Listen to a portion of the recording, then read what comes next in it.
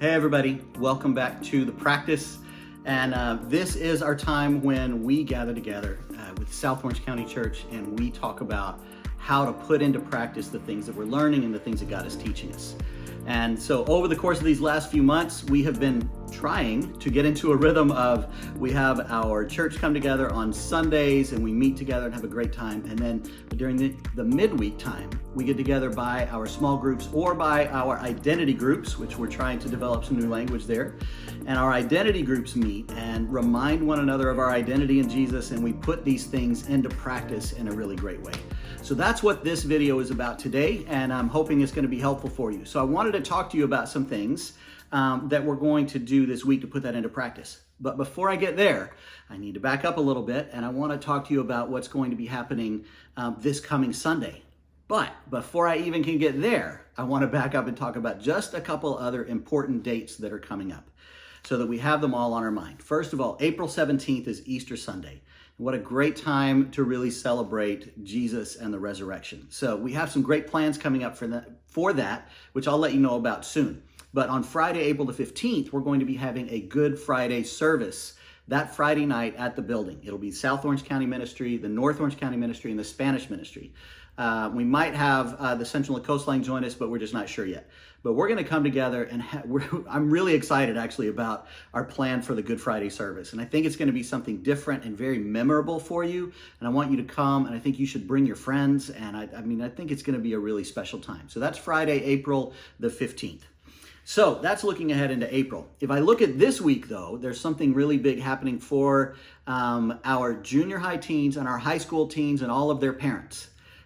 This Friday night, we're having something called Fast Food Friday on Friday night. It's going to be from 7 o'clock to 9 o'clock. And you can come and bring your own fast food or bring your own dinner or eat something healthy at home before you get there.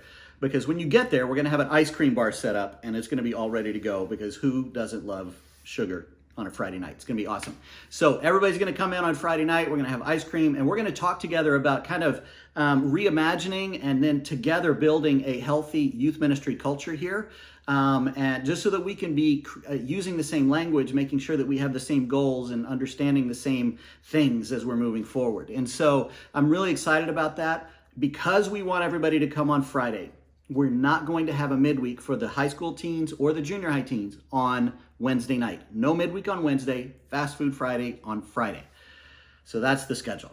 Everybody got that? Okay.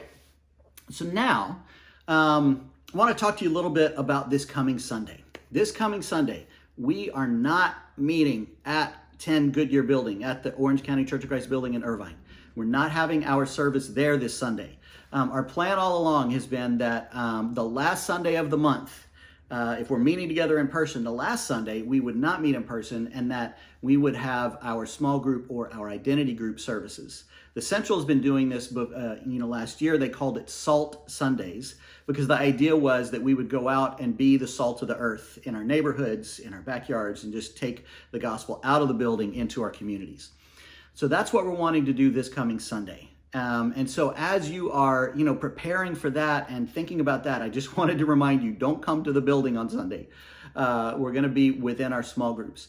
Now, as you think about how to kind of structure that time, I want to make sure that this is not adding an extra burden to anybody, but instead that it's actually an exciting and a great time that you look forward to. So with that in mind, here's kind of how I'm thinking about it and how I would encourage you to think about it as well, is that you would structure it somewhere where, where we're going to come in and we're going to celebrate being together. And this is a great time to celebrate birthdays that people have had this last month, or special moments like that. And you get to encourage each other. Then you take some time to talk about something specific. And I'm going to actually give you something specific that I want you to talk about this Sunday. Then you just basically take time to go, Jesus is amazing. Let's share this communion meal together. And you take communion together or you share a meal together, but acknowledging how awesome it is that Jesus is there. So I don't want you to think that just because we're meeting by small groups that you have to then recreate a church service within your small group. You don't necessarily have to do it that way.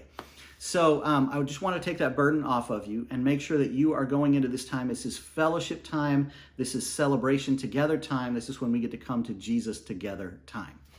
So now, but for this Sunday, what I do want you to talk about, just kind of in terms of the content and the discussion, and what I would like to ask you to do, is to spend time talking about the message that I gave yesterday or this past Sunday at church. If you weren't there, I would love for you to go back and watch that video on our YouTube channel sometime this week, because I felt like it was a really important moment for our church, for us to be able to say, this is what it means for us to belong to the South Orange County Church. This is not what it means necessarily to belong to God's universal church. You know, that's when we repent, we make Jesus the Lord of our life, we die to our old life, we get raised to a new life. But then what does that mean? What does it mean, though, to belong to the South Orange County Church and this group here?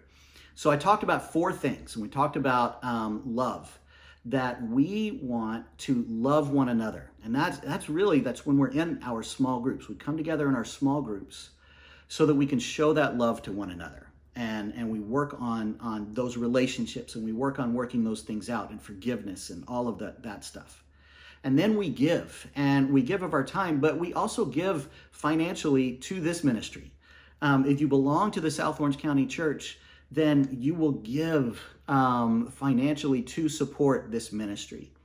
And then we serve in the ministry. We help to make the church run. Everyone who is a member here in this church should have that mindset of like, I'm doing something that's going to help our church to run on Sundays and help our small groups to run. Like, as a member, as someone who belongs, I am serving. This is me being a part of the family and coming to the family in this way. And then we share. We share the good things that God has given us, and we share the gospel with people that don't have it. And we will we'll arrange our schedule. We will make time in our life to be able to share the gospel with other people. And so these are the 4 things that really define what a member is and define what it means to belong to the South Orange County Church. And so as you were thinking about those things, what I want you to do on this coming Sunday is talk about, did any of those kind of jump out at you? Did any of those particularly resonate with you? Was there even something you felt like, you know what, I have not been doing that? Or maybe I've pulled my heart back in this area, but that's something that I really want to re-engage in.